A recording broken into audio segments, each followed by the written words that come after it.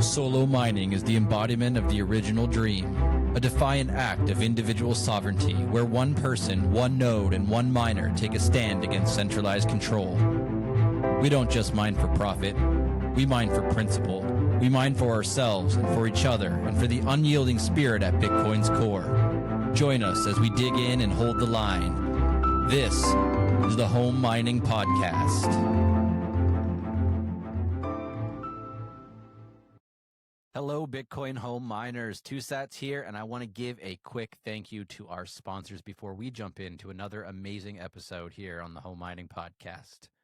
First up, if you want to stack sats the right way in the US or Canada, you've got to check out today's sponsor, Bitcoin Well. It's a fully non-custodial platform. It's straight to your own wallet using on-chain or Lightning.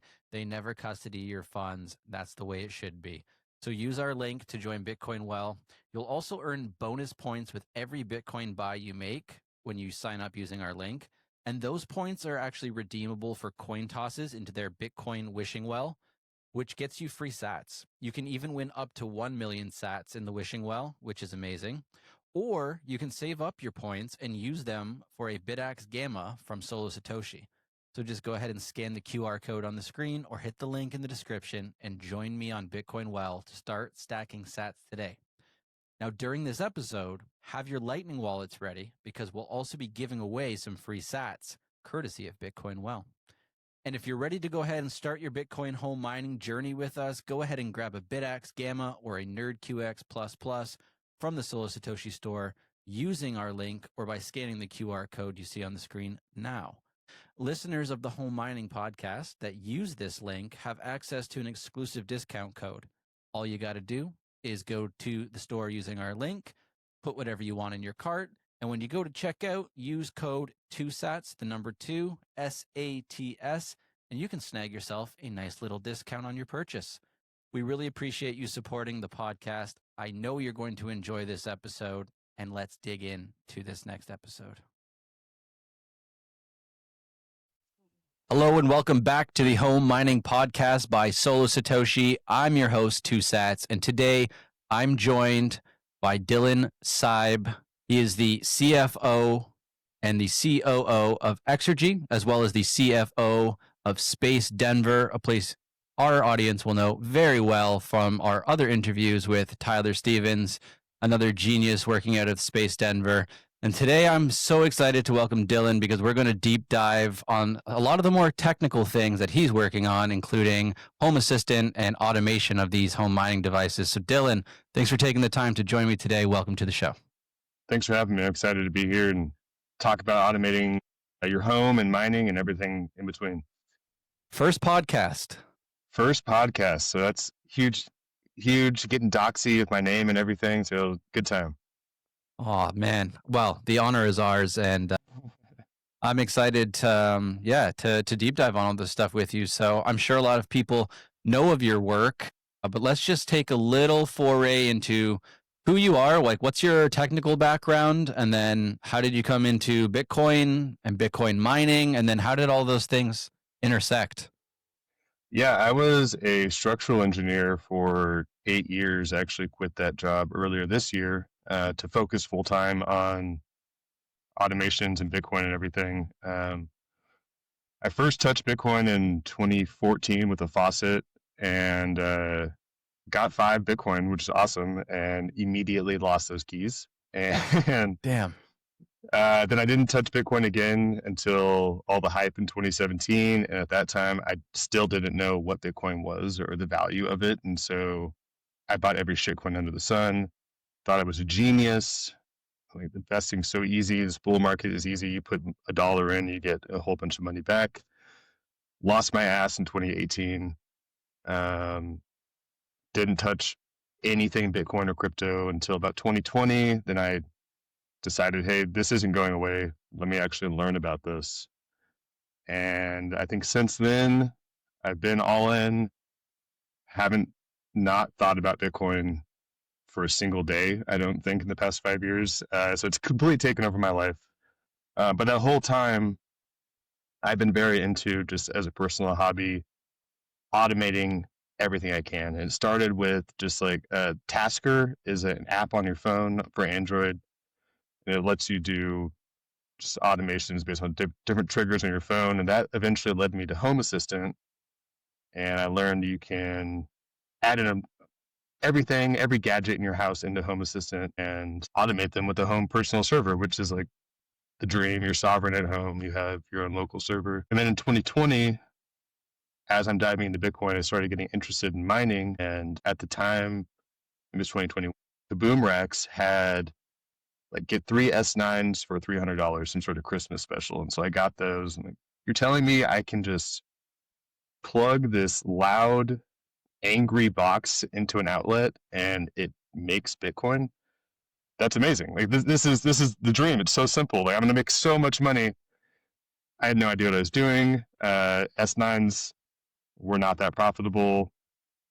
My wife's patience was tested to the limit because I had stock fans. I didn't know about underclocking.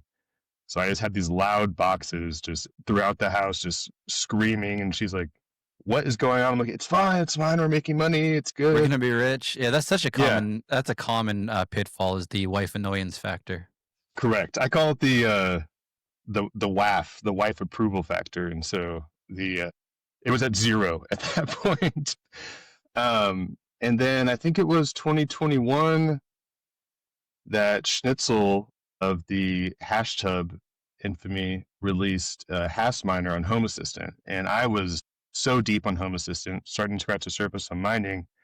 Like, I can marry my two loves of mining and Home Assistant. Like, you have this custom add-on, and that was built in conjunction with Brett Rowan of Upstream Data with PyASIC, and the ability to add automations, which I was already doing, and tie in miners. And that's when I started learning about underclocking and overclocking, and it all just tied together. And then finally, when we had the Heatpunk Summit here at the space this last February, I just got lit on fire with enthusiasm for what all the home miners are doing, because obviously I had the S9s. Eventually I got bigger fans to make them quieter, slowly increase that wife approval factor, but like not hit the threshold I needed to be at. And so I quit my job, joined Tyler and our other co-founder Mike to found Exergy and like really lean in on this. And so it's been a fun journey, and I'm thankful I had my fiat job and I got to learn a lot of structural engineering and produce a lot of cool projects, but my heart wasn't in it. It's always been in automations, and then Bitcoin just devoured my life. And so being able to marry those two and not only like get personal satisfaction out of it, but have the community around me just also appreciate it and be cool and like be interested and think it's super cool was very rewarding. So, I mean, and the space throughout that, building a community in Denver of like-minded people who are just also on fire, passionate about all this stuff, has just been life-changing for me. And that's kind of my journey up until now. So Bitcoin Maxi, automate your life, hack the world, and let it run. And so now hash rate heating is my favorite thing in the world. That's awesome. So did you become a heat punk when you met Tyler or Schnitzel, or how did that really kind of coalesce for you? I would say I was heat punk light before the space and really getting to know Tyler, because I was like, I have the S9s. They kind of suck. There's not going to be development into this. Like no one in their right mind's ever going to like use hash rate to heat their home.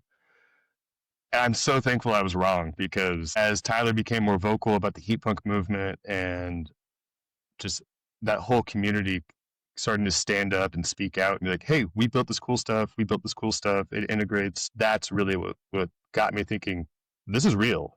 This is serious. If Bitcoin's disruptive, hash rate heating is like a whole layer higher of disruption that it could potentially do. And so that's when I finally just like grew some balls and like, I'm doing this. I got to quit my fiat job. I'm losing my soul. And now here we are. And so in things are going great. structural engineering, there was no dabbling with automation or any of these other things. So you've got this big passion on the side, and then you find Bitcoin mining and you're like, okay, this is the place to pour in all my actual passion and expertise and see where we can take it.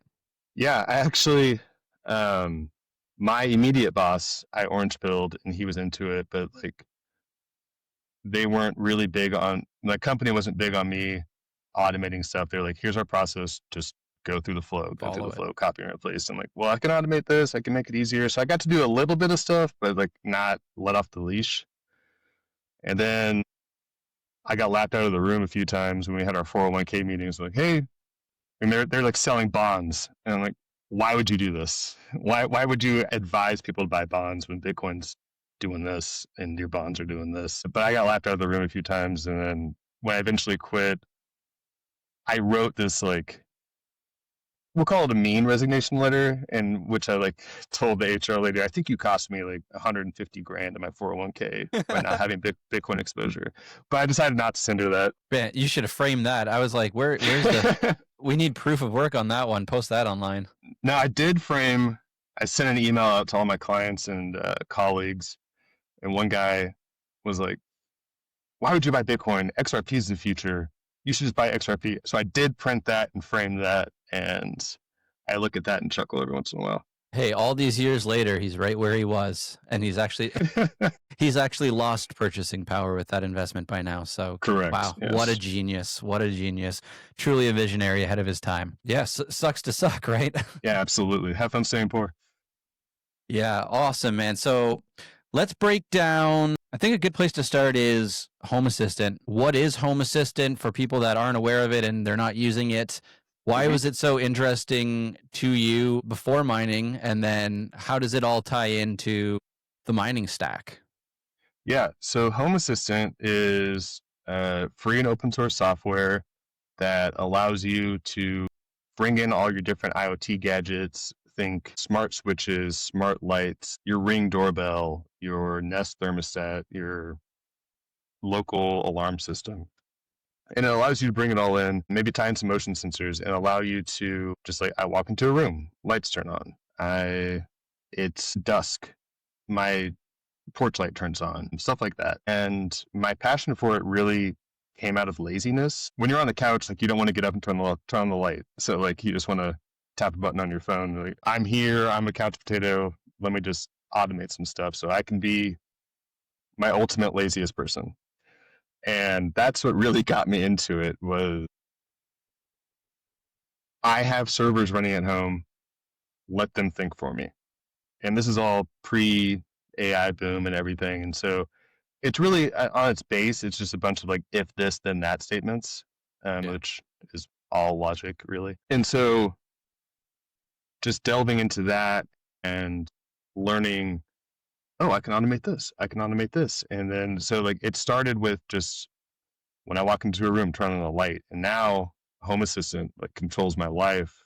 I set an alarm in the morning on my phone that talks to Home Assistant, and it wakes up the alarm on my phone, but it also turns on my house. Like I have light music or news playing in the morning when my alarm goes off. All my lights slowly get brighter over time. So if like, say I want to get up at 6:30, lights start really low, and over the next half hour, they get brighter and brighter until like I have to get up. It's also nice for like if you're driving home and your server can tell you're driving home because you have geolocation turned on, start warming up the house or start cooling the house depending on what temperature is needed. Really just making life as comfortable as possible using stuff you already have and just being lazy, for lack of a better term. But just letting your brain, your home brain, think for you. And the whole time I still had in my mind that idea of I can plug in this loud, angry box and make money. There's got to be a way to tie this in. So I learned about Hasminer and such. I started doing that. And then with the heat pump movement and hash rate heating, I'm like, oh, this is the thing. And so I stopped using my furnace, and now I just use mining to heat my house. And so they're, in my mind's eye, Tyler and I are trying to reframe this, is they're not miners. They are they are heaters first, and mining is a byproduct of it. Because it's a stupid thing to get mad about, but I hate the term like heat recapture and heat reuse. The primary function is heating. The byproduct is mining, is how I want to frame it. And that makes it more accessible to people. And so with that in mind, there's a huge home assistant community. Like if you go online on Twitter, there's a huge Bitcoin community. We all know that. We all participate in that. It's great. There's this other community, and the Venn diagram is very small of the two of Home Assistant. And because it's free and open source, it's got that same ethos of anyone can contribute to it. Anyone can help make this better. And so there's this huge community of people adding in like, oh, I have XYZ device. Can we add that in? And so someone will build an integration. And so I've been using Home Assistant for like 7 years, 8 years now. And it's completely night and day. For someone starting now, it's so easy. I mean, it's the same thing with Bitcoin. Like, it just gets better and better over time. Like, if you were in Bitcoin 7 years ago, it was hard. Seed phrases were pretty new. Wallet support wasn't great. Lightning was just getting off the ground. But now if you come in, like most people start with a Lightning wallet, and then you move on to hosting your own Lightning node or, doing eCash or stuff like that. And so it's a very parallel development for the two, which is what made me so passionate about it, is that there's this welcoming community. If you have questions, you can ask, and people will help you build it or help you navigate to a route that you can build it. And so being able to combine those two things has just been game changing. And now we're trying to make a business out of it. I joke that my two passions were Bitcoin mining and Home Assistant, and I've created a job for myself where I get to work on both of those things and then sell that and give that out for free and help people do the same thing. No, dude, absolutely. I always say, like, with the home heating movement, the hash rate heating movement, it's creating and going to continue to create this new career path for HVAC technicians, where the incentives are aligned differently than what they are conventionally, right? Conventionally, those people make money when your shit breaks and they have to go and fix it. Well, Correct. All of a sudden, flip that on its head. You're incentivized to keep people's things with maximum uptime, right? Maintained as good as possible, because maybe you've organized something where there's a split of the mining rewards, right? And you're taking 10% of those mining rewards. In exchange for that, you're providing servicing or, helping set up the pool, and whatever the customer that is just wanting the heat, they don't really, want to get too technical with the Bitcoin side of things. They can pass that off to the technician, and then the technician is now motivated because they have aligned incentives to keep that operating as flawlessly as possible. So that's really going to create a whole new genre of technicians and jobs. It's exciting. Absolutely. And like, to build on that, we're experimenting with changing dynamically where your hash rate goes. So let's say you got a loan to buy your hash rate heater.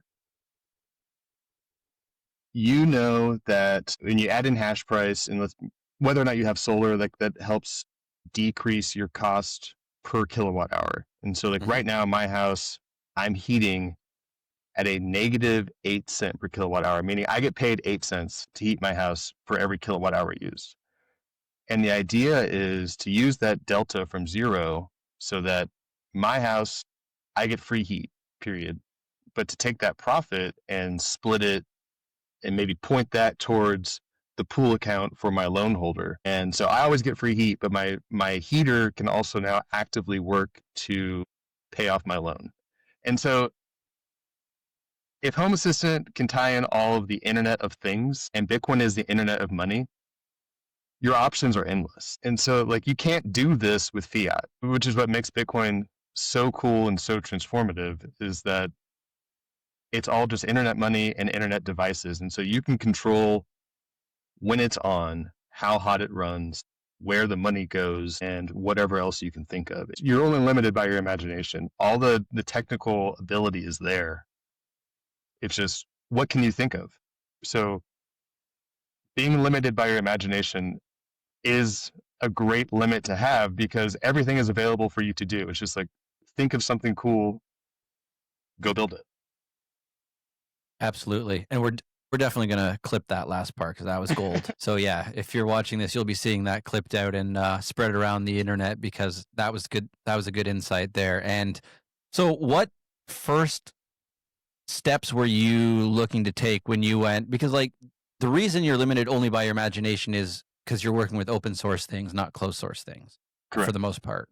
So what was that first foray or that first step that you took when you said, okay, I love Home Assistant and automation, Internet of Things. I love hash rate heating. How do I marry these two things together? So the first one was, keep in mind, we're still in a world where S9s are the main space heaters. So the first automation I came up with was, man, these really annoy my wife. This sucks. I hate hearing about it. I hate getting texts like, these are loud, turn them down, turn them off. So my first automation was, when she leaves the house, crank the miners. and so that was really just a life improvement for me. I'm like, I love her. I love these things. I love mining Bitcoin. So like, how can I compromise? And so like Home Assistant was, I had her phone geolocated. And so it's like, as soon as she pulls out of the garage, crank them. And then on the flip side, when she pulls into the garage door closes, I have that automated as well. Quick, she's home. Quick, turn them off. Yeah. Yeah. And so I think I had it back then. I had it timed perfectly where, as she's like closing the garage door and walks back to the house, they have all turned off. And so that was my first like, this is something cool. And then I tied in little temperature sensors in each of my rooms. And so then I started toying around with targeting temperatures and not just hashing to hash, but like, let's actually make something useful out of this. And so maybe with motion sensors as well, I can see that the office is occupied. Someone's in there. I want it to be 72 degrees. And so the miner will toggle itself on and off to target 72. But no one's in the bedroom, so don't turn on that miner. And so that's kind of the steps of how I got into automating. And so whatever sensors I can pull in or add or buy and add to my home, I do. And so my house is crazy. I have sensors everywhere. This reminds me of like, I think maybe it was Spy Kids or something back in the day where there's like the scene with all these lasers pointing across the room and they're trying to like work their way through this maze of lasers and without tripping one of them. It's like, it's your wife walking through the garage. Pretty much. I was doing that with trying to locate motion sensors in my room. So like, okay, the motion sensor's here. And so I'm like trying to snake in. I'm like, okay, at what point do I trigger it? Oh, right here. Okay. And so that was fun, just troubleshooting and learning all the different ranges and like how far they can see. But so at a certain point, you set this all up on your phone at that first stage, and there's very little to no button pushing at that point on your phone. It's all automated. You trip Correct. A sensor or a temperature sensor or a motion sensor and a certain chain of events. If this, then that happens. Yep. Just like that. And beautiful. Then I realized, oh, I'm doing this over here with this automation. I could tie that into here.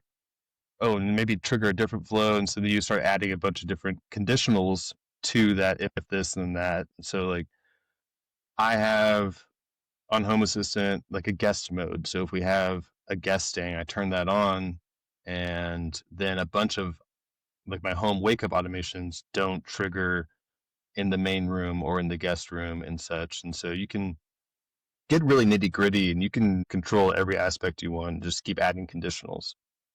I'm sure when you have guests over, you fire up the miners in the guest room, right? Like max speed. On occasion, a lot of them see, like I still have the S9 in there.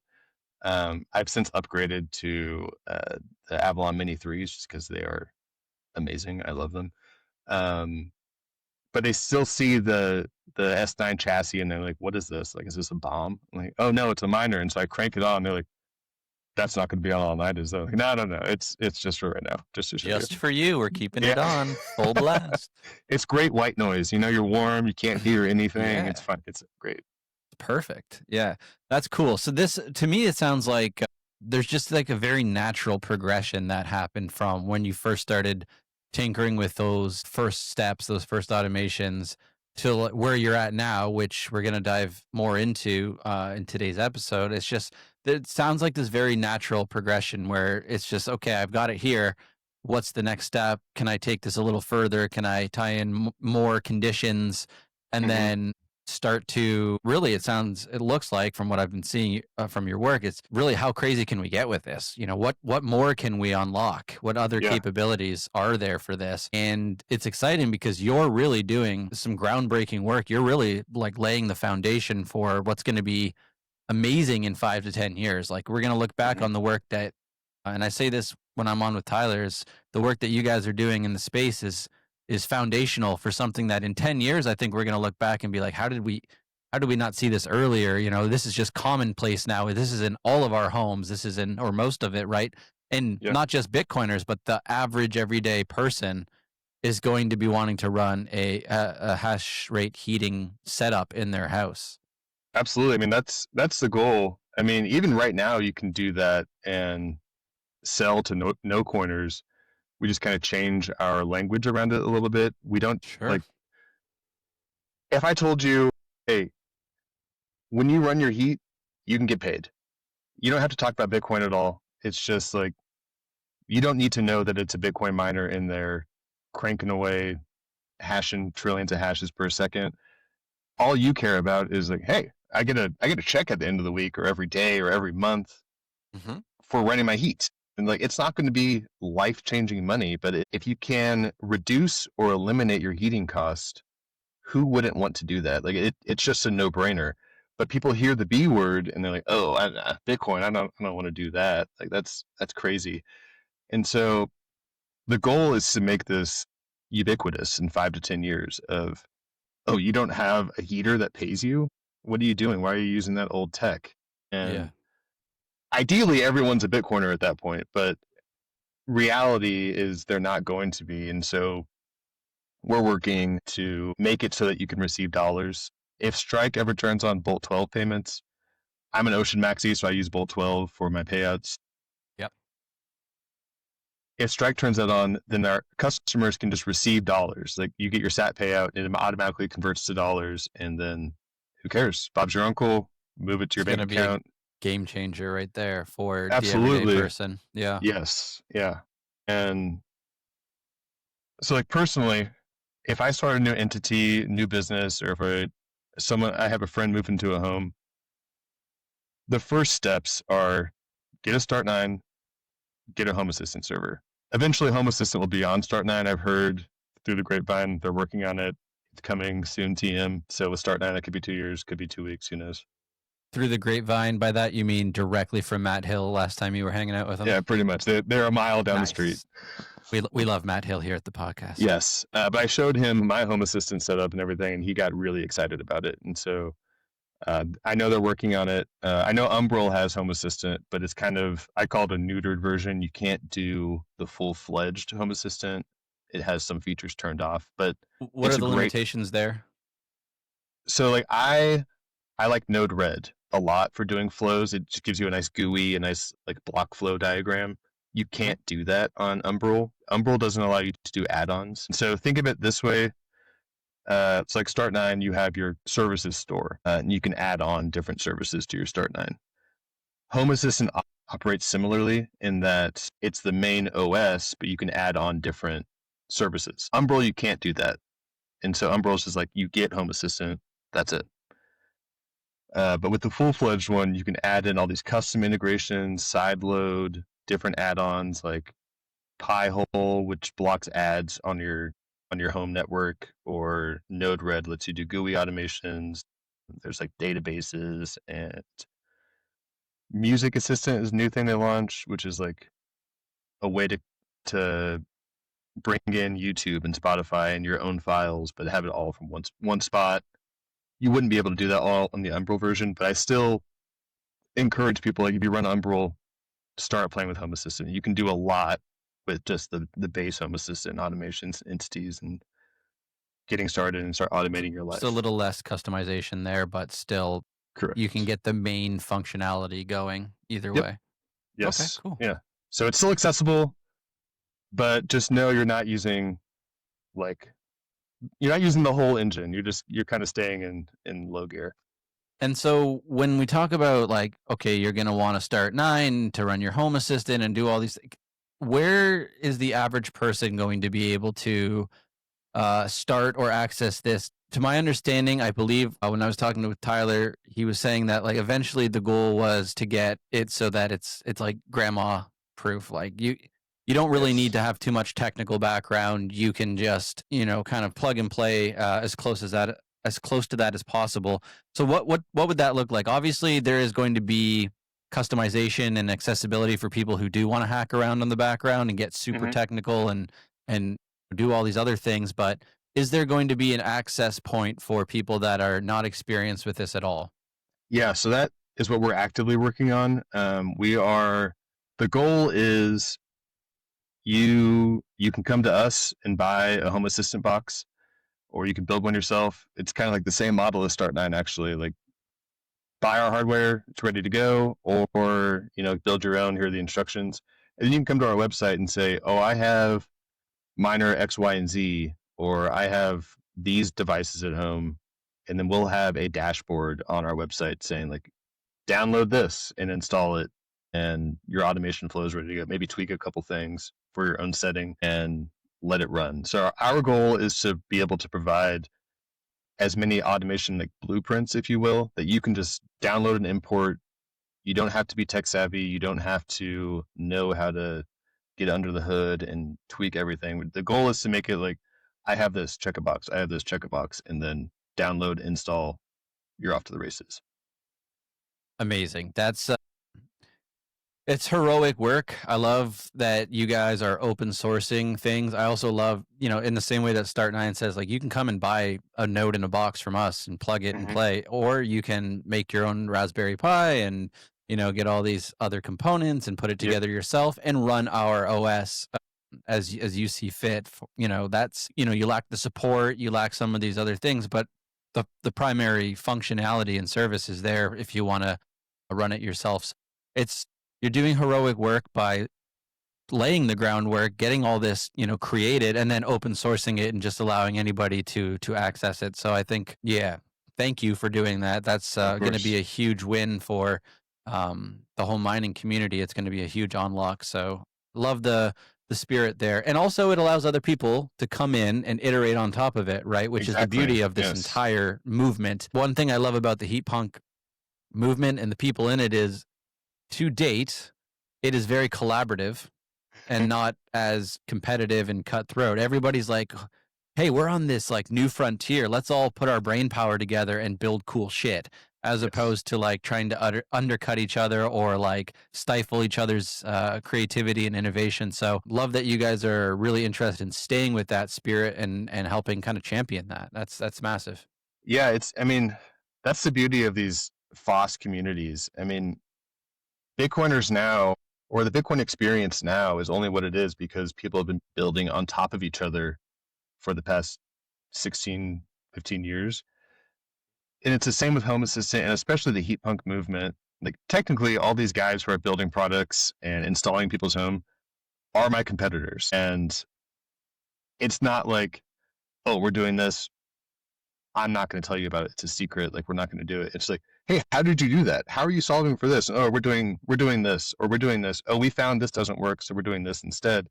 And it's very open, very community driven, because Tyler's talked about this a bunch, but like, the amount of energy that goes towards heating, if 1% of that was converted to hash rate heating, the market is still gigantic. And so everyone who's building or in helping people install these or getting into homes, there's plenty of pie for everyone to have a slice. And so my ultimate goal, I think this would be so cool, is as you see cold climate go around the earth, to see like those locations have hash rate spikes. It's like, as you see, it's cold in North America hash rate jumps, or it's cold in South America or the Southern Hemisphere hash rate jumps, while the Northern Hemisphere hash rate drops. And I think that would be just the dream. It's just like, oh, you can just follow hash rate and that'll tell you the climate around the world. Well, we see that with political, like China's banned Bitcoin. Okay, Bitcoin mining. Okay, cool. It's moved over to the Middle East. Okay, they're cracking down. Now look, it's all in North Correct. America or whatever, right? So, and we're starting to see that more and more with these different energy sources that are being used, like hydroelectric or solar, as that makes its way into prominence. We're seeing hash rate spikes. So it's not too far fetched to believe that we'll see a similar correlation where like the weather is what it is and the hash rate spikes because people are running so many hash rate heating devices. Yeah, I mean, the pubcos are fine. Like, some of them serve a purpose beyond fiat mining. Most of them are fiat miners, but ultimately the business model is going to fail, in my opinion, because hash price has only gone down, and so the dollar value for your hash rate, like, is actively chipping down. And so if your main purpose is hash to get dollars, that business model is going to die. And so I love hearing the pubcos saying, "Oh, we're pivoting to AI." See ya. Like, you made my heat more profitable. So anytime they turn off miners or sell miners or downscale, that's music to my ears. I'm like, oh, great. That means I'm going to get more sats per BTU emitted into my home. And that's There's just no way the that dream. Satoshi accounted for that, but that's one thing that I'm constantly baffled by, like when I study different areas of Bitcoin throughout history. Anytime there seems like, oh, well, this could be a problem or that could be a problem, Bitcoin seems to have this like built-in adjustment where like it's not a problem. Like it's so adaptable. And you just laid out a great kind of vision of that. It's like, okay, if everybody pivots to AI, these big mining farms, well, great, yours just got more your heat just got more valuable, right? And it's Correct. like, obviously that wasn't a key consideration with mining as we went from CPU and GPU mining to where we are now, but it's still true and it still works and it's going to work. It's like nothing in Bitcoin is broken and nothing in Bitcoin mining is broken. It's like this living organism, and as things kind of break from these pubcos and they shift away, or people fire up money printers and print more debt, it's like Bitcoin's fine. Bitcoin is so maneuverable and adaptable. And yeah, if it was going to be broken, it'd be broken by now. If there was some glaring hole in the logic to all of this, we'd already have exposed it. And just what you said there just reminds me of just how flexible it is and how resilient it is. Go ahead, move to AI. My hash rate heater just got more valuable. It's like nothing else is able to pivot in the way that Bitcoin is in Bitcoin mining. Correct. I mean, don't get me wrong. Like, I love seeing the total network hash rate increase over time. I think that's really cool. But as a consequence of that, we just had a difficulty adjustment, I think, of like 6% upwards in the last couple of days or something crazy like that. And so I actively chart and monitor hash price on my Home Assistant. I use the Brains Open API and I import that into my Home Assistant, so I can actively track in the moment what's hash price, what's my solar generating, what wattage or what kilowatt hours are my miners consuming. And so I know, like, 2 weeks ago or a week and a half ago, I was heating my house at a profitable 10 cent per kilowatt hour, but we just had a downward adjustment and now I'm at like 7 cent per kilowatt hour. So that doesn't feel great. And then also with Bitcoin price just being stupid right now, I'm getting less sats and it's worth less dollars, which isn't my main focus, but it's like still something to be cognizant of. And so it hurts to see that upwards adjustment because that means I'm getting less profit. But you still need the heat, and you're getting the heat. Yes, I still need the heat. My primary is the heat. If that heat can become more valuable, awesome. As long as it's better than my utility rate for heating, it's still a win.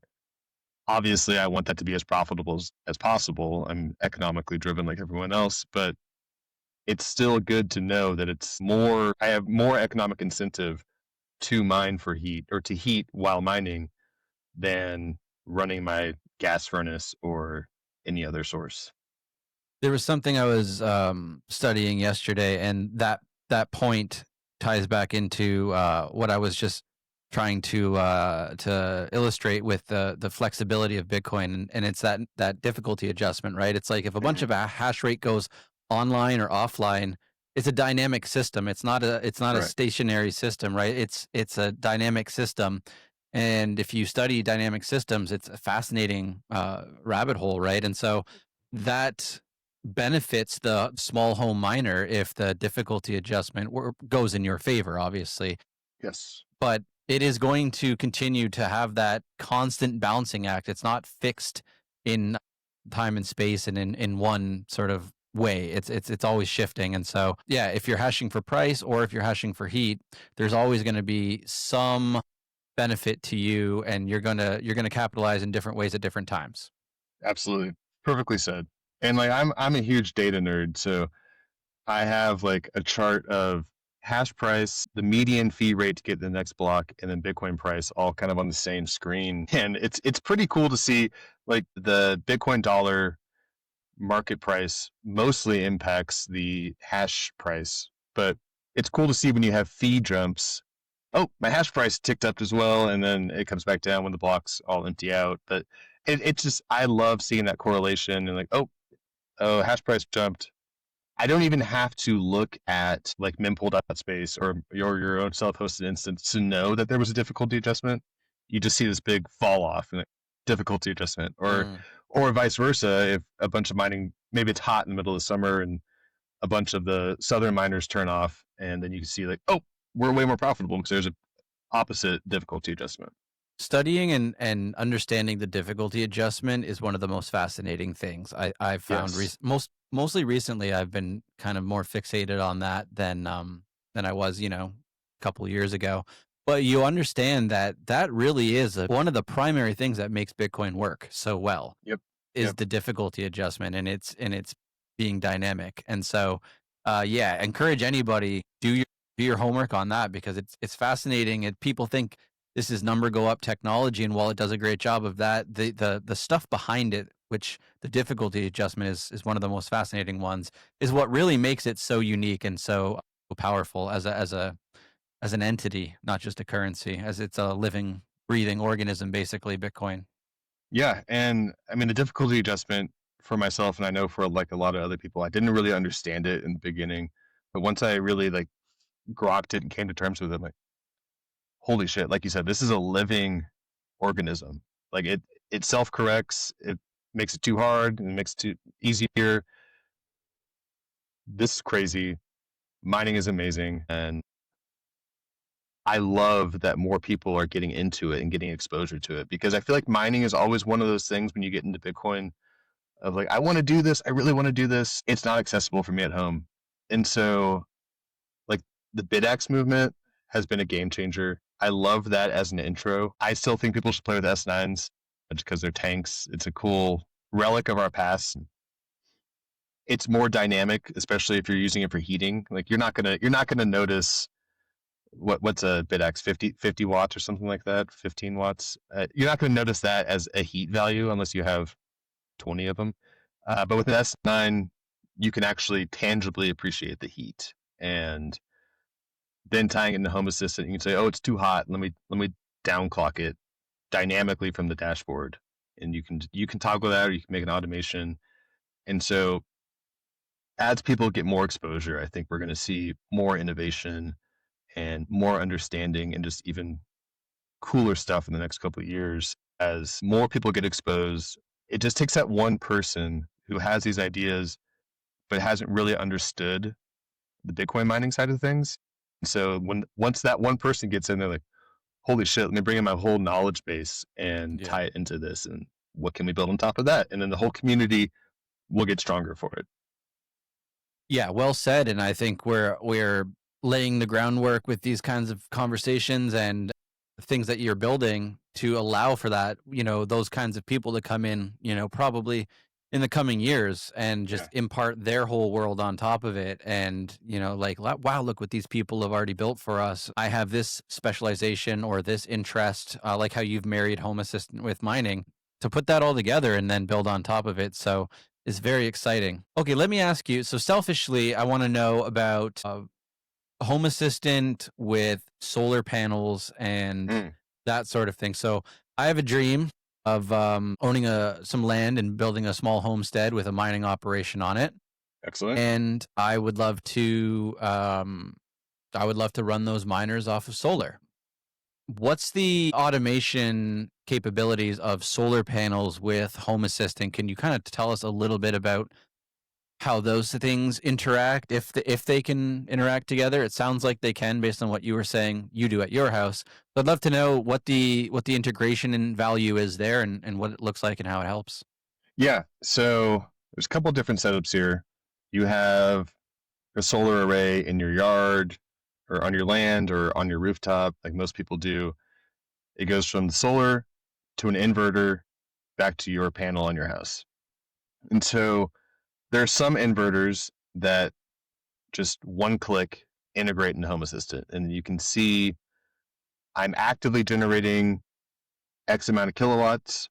Today I have generated Y amount of kilowatt hours. Oh, there's a cloud I'm not generating at this moment. And Home Assistant can monitor all of that. It's actually, there was a push in Home Assistant in the last couple of years to get energy dashboards in. And so you can actively see, like, your day starts, sun comes up and it goes down. So you can actively look on your dashboard and see how much have I made today, how much am I making right now, and then if there's spotty clouds, you can see a drop and come back. And there are other inverters that don't necessarily integrate into Home Assistant, and that's when you have to get under the hood and unfortunately talk to a third-party server that collects all the solar data and like pull their API in. You can still get those values. It's just a little more clunky. And so, I mean, like most things, some are easier, some are harder, but ultimately you can get it in. But once you have it into Home Assistant, Home Assistant works on entities. And so it's like solar current production is an entity, solar total production is an entity. And so if you know your miners are using, let's just keep it easy, like 1.7 kilowatts at one time. So that's 2 Avalon Mini 3s. If you are generating more than 1.7 kilowatts at that moment, then you can run your miners for free. Now, there are some losses. You might be generating 10 kilowatts, just get crazy with it. You're generating 10 kilowatts. There are some losses. I think it's like 10% when you go through the inverter. So you're only getting 9 kilowatts. Yeah, that's enough. Usable. And so that's mostly negligible.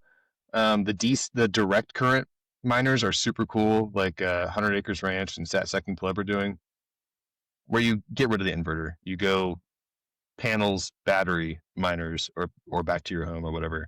That's super cool. And so you can automate all that based on like what my flow does. How much power have I generated today? If so far that is greater than what my miners are going to consume, let them rip. And so that negates if there's a cloud and I'm trying to trigger it based on the moment, like my miner would just be on, off, on, off, on, off if it's a spotty day. And so if you automate based on the total solar, then you can kind of dial that in, smooth it out. And so who cares if it's a cloudy, overcast day, as long as your total is less than what your miners are going to consume throughout So that day. really the ability to optimize and take out guesswork is Correct. it's like a huge bonus and benefit to doing it this way. Yeah, you spend some time on the front end kind of defining your logic and building it out, but once you've built it out, it's set and forget. And That's fantastic. Yeah, like I no, I said, can see that being so valuable. like I said, laziness drives everything for me. And so if I can just set and forget, that's the goal. Yeah, no, I can see like in the, in a homestead or a small farm setting, if you have that automated, there's so much else that you need to be doing anyways. Or Correct. people that work, outside of their home and they're not there all day to monitor these things. If they can monitor from their phone, their own server, and they can have these things on an automation loop, I mean, that's not even laziness at that point. That's just It's just optimization. Maybe there's like a crossroads where those two things blend together, but it's this. I think there's some quote about laziness leads to efficiencies or something like that, but I forget. But you can also, so if you have a miner running like an S19, those are dirt cheap right now. I think they're like $250, which is mind-boggling. I remember them being like 12 grand a couple of years ago. With Brains and LuxOS, you can underclock them. And so if your total power generation is not enough to run them full bore, you can say, oh, I'm only generating 1 kilowatt right now, 1 kilowatt hour hourly. You can just set your miner to run no hotter than 1 kilowatt. And so it's like, if your system is not producing as much as it totally can, you can programmatically downclock your miner, so you're never using more than what you're generating. You can do simple bang bang on off, or you can underclock, or if you're like, holy cow, my system, it's beautiful sunny day, I have so much energy right now, let's overclock these bad boys. And so you can dynamically have the miner change its wattage consumption and maximize all of your energy production. Now there's other things you can do, like people, I need to get deeper into this. People have got these kits that go within their breaker boxes and monitor all of their home energy consumption. And so you can factor that in as well and be like, oh, my whole house right now is using 1.5 kilowatts. I have headroom for another 2 kilowatt hours being generated. Mind the delta. And so, and then if you turn off your washing machine or your dryer or your oven, you now have more headroom and the miner can consume more of that delta. And so you can really get crazy with reacting to what your house is doing and saying like, oh, I turned on this appliance, turn the miner down. Appliance is off, turn the miner back on. And so like I said, it's really your imagination is the limit. And so you can get crazy like I am and pull in everything in your house, or you can just target just mining. I'm kind of spot adjusting for my power usage. It's pretty close. Like if I go a little bit over, it's not going to cost me a whole bunch of money. Or you can really dial it in and say, we are optimizing for every watt that comes into this house. Yeah, home automation always struck me as very Orwellian, and like kind of creepy and not something I was excited about. But when you talk about what we've talked about here today, I'm like, I'm a lot more interested and open-minded to this for sure. As soon as you integrate it with the mining stuff, it's like, okay, I can definitely see the value and the use case here. And it sounds limitless. It sounds like you are just breaking ground on what's possible here, and that alone, already what you've done is massive for the home miner, right? The average everyday pleb that just wants to mess around with an S9 or an S19. And as we both know, like the cost of this hardware depreciates so rapidly that, you know, we're going to get our hands on what's current now in a year or two from now for dirt cheap. And we have things like Proto and all of these other things, Mugina and Ember One, all these different things that are going to allow us to just unlock higher and higher levels of functionality and customization and flexibility, and just super exciting. Yeah, so there's 3 things you said that I want to touch on. One, I'm telling you, the overlap of the Home Assistant and Bitcoin mining community, or in Bitcoin community in general, it's there. It's just like a handful of us that are in that Venn diagram overlap, because Home Assistant people are equally as paranoid as Bitcoiners. So much so that the development has gone to, I want to run as much of this locally as possible. I don't want to call to a third-party server. Like, why the hell should my smart switch call to China and then call home? Like, it doesn't make any sense. And so being able to change that would be great. And so the Home Assistant community is focused on that. Secondly, back to the pubcos, as they turn off and have to offload their mining equipment, using them as a heater is a great retirement home for a miner. If you can get cheap secondhand hardware. Like, Oh, yeah. cool, you did the depreciation. I don't care as much about efficiency. I just want the heat. I would like to maximize for my sats, but if I can get cheap hardware to heat my home, I'm happy. Like, I got a quote to replace my furnace. It was going to be 10 grand. And I don't want to do that. Tyler and I have a heat audit tool where it determines how much heat my home actually needs. 3 Avalon Mini 3s is like my baseload heat. 5 gets me for that coldest day.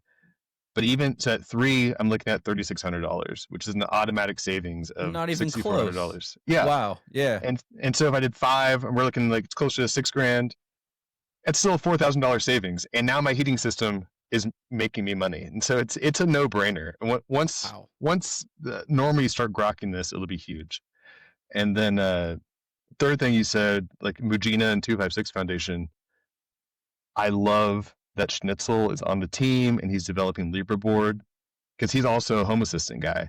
And I talked to him earlier this year, and he's like, yeah, it's going to integrate with Home Assistant immediately.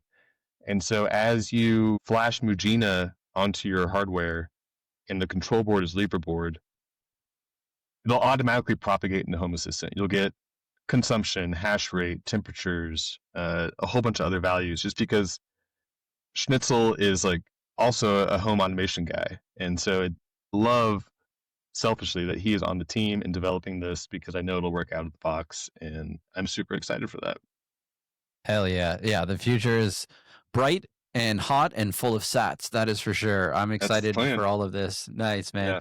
We're going to actually use this as an opportunity to give away some sats, and then we're going to jump into what I think should be a really interesting topic, which is what you're doing with the latest workflow that you published on X, where people can find you at Tronsington. That's at TRONSINGTON.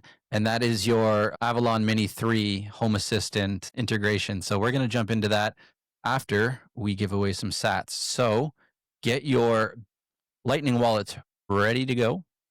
And we want to say thank you to the sponsors of the show, Bitcoin Well, the best place in the US and Canada to stack non-custodial sats sent directly to your wallet, self-custody. We're big proponents of that here on the show. So the first person that scans the QR code that's about to pop up is going to take home the sats. Let us know in the comments if you were the lucky winner of these 563 sats. There's the QR. And be sure to use the link in the description or the QR that's going to pop up here after this one to join Bitcoin Well. And if you sign up through our link, you're going to be eligible to win a toss into the Bitcoin wishing well, which could net you up to 1 million sats. Either way, you're going to win some free sats. And when you buy with Bitcoin Well using our link, you're going to get extra bonus points, and you can use those points to get yourself a Bidax Solo Miner, Bidax Gamma from the one and only Solo Satoshi. All right, back to this episode with Dylan. All right, man, let's jump into the document that you just put out, the workflow for the Avalon Mini 3 and Home Assistant. Your post says just basic controls for now, dashboard and further automations coming soon. Go build something cool, which I love. Walk us through what you put out. So like I mentioned, it's just basic controls for controlling an Avalon Mini 3 from your Home Assistant server. I am using Node-RED for this. While I sound super technical, I'm simple at heart. I love a GUI. I love to be able to click and drag and do all that. Also with Node-RED, you don't have to be technically minded. You just have to be cognizant of the flow you want to build. So just back to that if then this that, if then this that. And so with Node-RED, you can call API commands. And I love that Canaan has produced open documentation for their API controls to control their miners. And so we mentioned HasMiner before, which pulls in a bunch of different mining software and models to allow you to control. Unfortunately, it doesn't yet have the Avalon Mini 3s. We had to do it via the API. So what that kind of basic control does is gives you instructions on how to build a flow for turning it on, turning it off, putting it into mining mode, putting it into heating mode. There's also a night mode. I don't usually use that, but they have it. It's in the documentation. It just turns off the screen at night. And then it also allows you to toggle between super, which is like 40 terahash per second, or eco mode, which is 25 to 30 terahash per second, depending on the model. No ASIC chips are built the same, but they're all pretty close. And so the goal is to get people exposure to this. We could have kept this for ourselves. It's important to me to keep that FOSS community in mind and say, here you go, here's the code. You can go build this, especially with like the just huge development within the AI area. Anyone can go build this. The documentation's free online, available. You could go into Grok or into Claude or whatever and say, hey, how do I build this on Node-RED? It does a great job. Like it can give you an importable flow. You can just say, here are my values, blah, blah, blah. Here's what I want to do. Copy and paste into Grok, or from Grok into your Node-RED, change a couple of values, you're off to the races. So I saw no incentive to keep this to ourselves when anyone can go build this now. And like we mentioned before, the goal is to get this into as many homes as possible. Right now, the Avalon Mini 3 and the Q, which is fantastic, they're quiet devices designed to be heaters that also mine Bitcoin, and they're fantastic. It's really sad. Like, I love them so much. I had to retire my S9s to my garage, and like when I compare the efficiencies, and I have this crazy chart that like pulls in hash rate, my utility costs, a hash value if I'm producing solar, and like gives me that chart of, oh, I'm heating at a profitable 8 cents per kilowatt hour right now. When you do that with S9s, it's like, oh, it's still costing me 2 cents per kilowatt hour. But my heart's still with the S9s forever. They're very flood friendly. And so I mentioned this to you before we started. I love building. It's so much fun. I love getting in here and just like, what am I going to build today? I hate documenting it. It sucks. Okay. I don't know where everyone is starting in their knowledge base, so I had to assume everyone's starting at zero. And this first guide is kind of my first attempt to be like, if you can follow this, then I know how to write in the future. And like, do I need to make this easier? Is this too easy? So we released the Mini 3 instructions. I'm going to release the Q instructions here in a couple days when I just find motivation and time to write it. Thankfully it's very similar. I just had to change a couple things. It's going to be pretty copy and paste language. But this is, again, just controls from within your Node-RED dashboard. So this isn't even into Home Assistant yet. This is like Node-RED, which is adjacent to Home Assistant, but it's not on your Home Assistant dashboard. So future guides will show you how to build controls that can be used in Home Assistant, so you can just like pull it up on your phone and hit turn on, or start doing those automations, because it's a big elephant, and like you just one bite at a time is how you have to approach it. It's how do you eat it. And so I didn't want to dump, here's everything, good luck, because that's going to be super intimidating to someone who's starting out fresh. And so it's like, here's the basics, turn on, turn off, cool. Change modes, cool. Change levels, cool. And so the next steps will be, how do I build stuff where I can interact with this, or I can see the values, or I can parse what the miner is actually doing. And so future guides will be, the Mini 3 is running. What's its current hash rate? What's its current wattage? What are its current settings? And then you can dynamically change those as you see fit. Brilliant. Yeah, I think like I was saying this to SatStack and Kleb the other day, as like we need people like chroniclers that work for you guys that can just do all the documentation while you guys just build, because it's you all need your own scribes, right? But you really do, because this knowledge is very valuable, but obviously it's a lot, and then to have to go and start from the start and like lay it all out there is obviously what everybody needs, but it's taking you away from the main task of just continuing to iterate. And so the work is great, but if it doesn't get captured and cataloged and like documented and laid out there for everybody, it's not going to serve the world at large for all the plebs. And so I'm glad that you're with an eye on that and you're focused on delivering that like from the start. You know, I think pleb, he has a lot of stuff, but it's like not starting from the start necessarily. It's like, here it is. If you can figure it out, have fun, and you can build what I build. But there's not like this starting at the start, step by step process, which I know he is interested in doing. So that'll be great because his stealth miner and everything is just incredible. But I love that you're focused on delivering that for what you're building and putting out into the world. I think that will be a great service to everyone. Yeah, and it's hard because like I'm so far down the road, I have to take a step back. Like, okay, yeah, how the hell did I get here? Okay, yes. and start figuring that out. And man, I love the idea of a scribe because when we're in the Exergy office, like we have glass walls, and so we're just writing, we're coming up with crazy ideas, and then we go, okay, we now have to build this. Shoot, now we have to document this and like help explain it to other people. We could keep it to ourselves and like have just this awesome moat around our business, but I'm very passionate about getting exposure to or having people get exposed to this as much as possible because someone's going to build something I haven't thought of, which is super cool. And like speaking of that, so I released that documentation, and we've hinted at before. We have these tied into thermostats that guide's coming to. Just got to document it.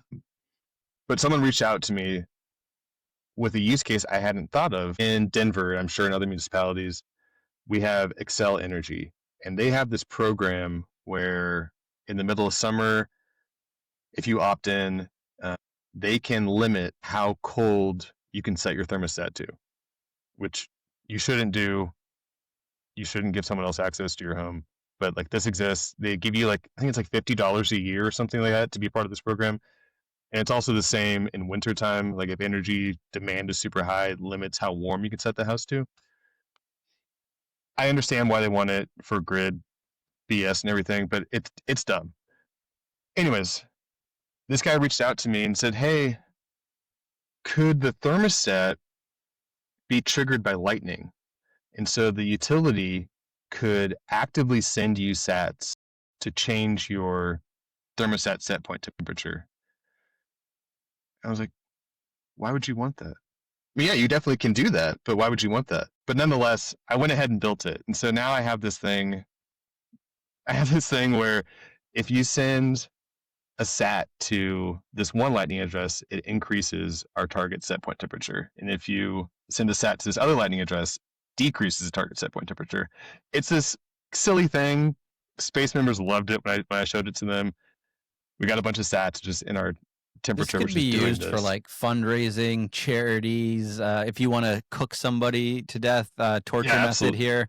Absolutely. Okay. Yeah. All right. I see it. I see it. We sent it to the 256 guys, and Scott was like, you made it way too easy to cook you guys. And so he's just like sending us sats and like you see the temperature roasting you every day. But it's really cool. And like I hadn't thought of doing that. And so I'm calling it like I bought 2 domains. It's calling it either the thermostat or the thermosat or thermozap. I love it. And it's like, again, the limit is your imagination.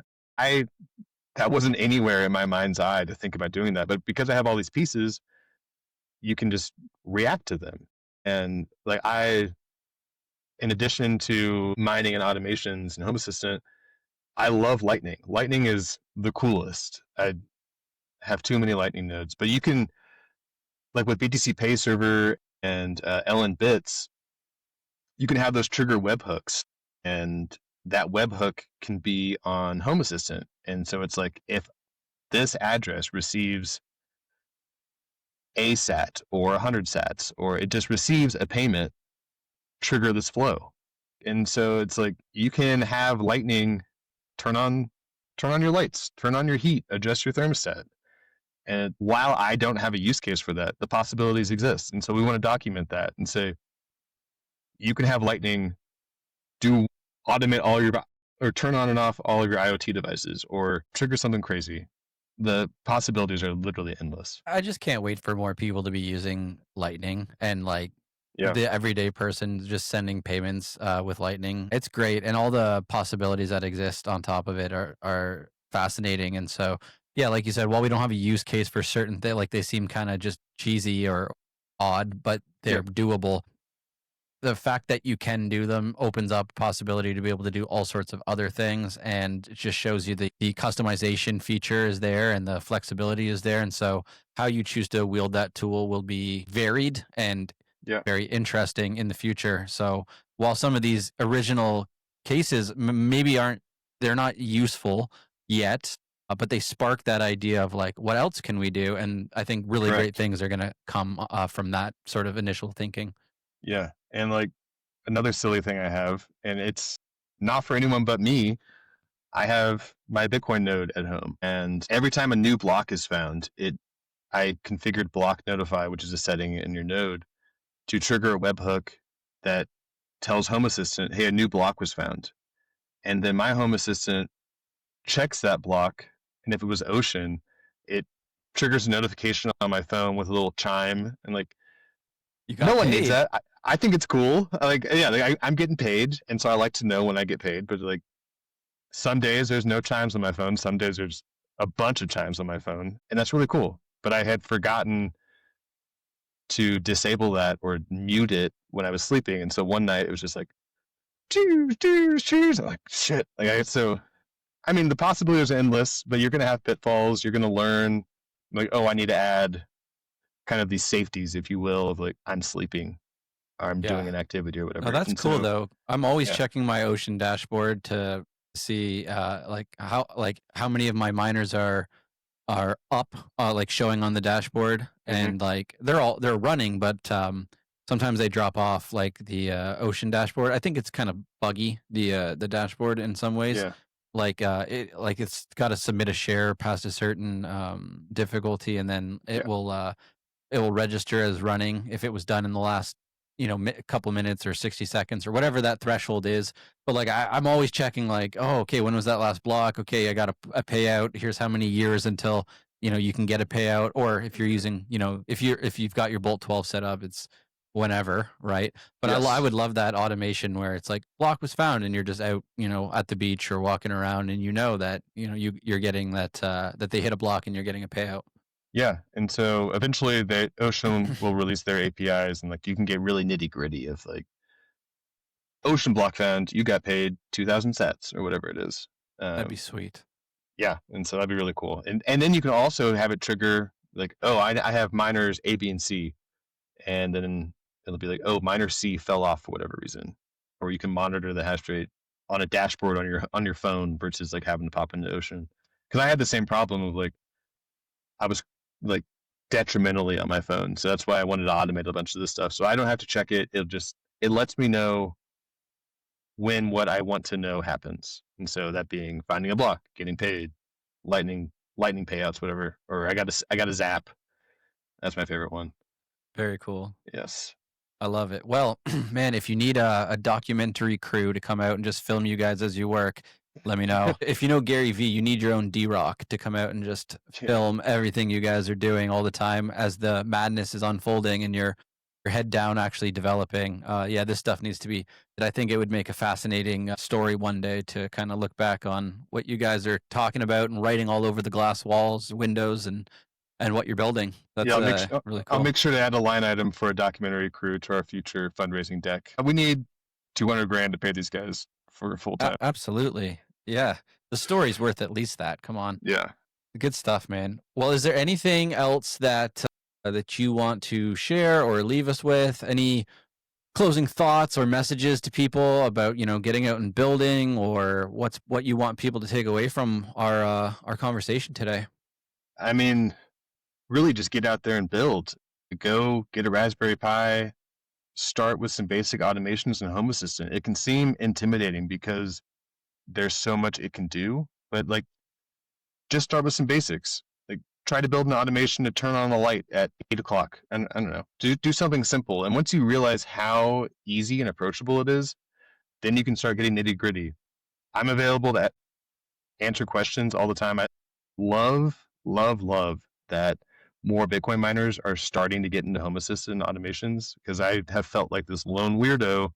They're like, hey, you guys know you can do all this stuff, but now more people are starting to do it, and so takeaway is just start doing it. It doesn't have to be crazy out of the box. Rome wasn't built in a day. Just do the simple stuff and then follow our guides. We're going to be releasing more to do the harder stuff. Get some home miners. Start with a BitX. Get an S9 if you want. Get an Avalon Mini 3 or a Q. They're great heaters. They're very cost approachable. If you have the power available, get an S19. Like, it's still a great miner for what it is. It's very cheap, and you can start playing with all that. Keep in mind the wife approval factor, because that's a huge aspect of what you want to build. But automation is fun. Automation can do things that you didn't think were possible. So anything to make your life more comfortable or easy, just start doing it. Beautifully said, man. And we'll definitely make sure to include all of your documentation, links, things like that, where people can access the stuff that you're putting out, the great foundational work that you are doing. We want to help propagate that and put that out there. So we'll link that in the show notes for everybody so they can kind of deep dive on that on their own past the episode. And then obviously, I know that you're very open to being contacted and asked about these things. So that's a beautiful asset to the community that's listening to this. I'm sure you're going to start to, what you said here today is going to start to pull the miners and the plebs over to the idea of Home Assistant. And, maybe they were already running Home Assistant, but they didn't really realize there was this integration of these two things that they have in their life between Bitcoin mining and Home Assistant. So I know you would love if we increase the amount of people in the middle of that Venn diagram of that crossover. So I think that will happen. I forget, I'm terrible at shilling my stuff. If you're in Denver, come check out the space. It's amazing. We have an awesome community here. We're actively building and helping people. And then if you want hash rate heat at home, go to our website, exergyheat.com. We're happy to help get you started. You can find out how many miners you need, or figure out some happy medium in between. This is what we're passionate about, just building communities, getting hash rate heating in homes. It's our main focus. So check out both those places. We'd love to see you and help you out. His first podcast, and he's got the shill down. I love it. Guys, this was Dylan's first podcast in the home mining space, sharing all of his brilliant work that he's done and what he's working on. So please show him mad love and respect in the comments. Share this episode with a friend, either in the home assistant space, the home mining space, or just in Bitcoin in general, because this is the foundational work of the here and now and of the future. And Dylan is at the forefront of helping build that, along with his co-founder, Tyler, and everybody there at the Space Denver, who we have immense amounts of gratitude and love for. So Dylan, my brother, been great deep diving with you and having you on the show. I think you did amazing. Thank you. Appreciate it. Thanks for having me. My pleasure. We're definitely going to tap you on the shoulder for round 2 here for another future episode for sure, as you just continue to put out great stuff. So hopefully you enjoyed yourself and you'll come back on with us. Yes, sir. Awesome. Well, everybody, this has been another episode of the Home Mining Podcast by Solo Satoshi. I am your host, TwoSats. Get busy building, get your hands dirty, get yourself a BitX, a NerdX. Links to do so from Solo Satoshi will be in the description. Make sure you reach out to Dylan. His link will be in the description if you have any questions about anything we talked about on the podcast today. And we'll see you in the next one.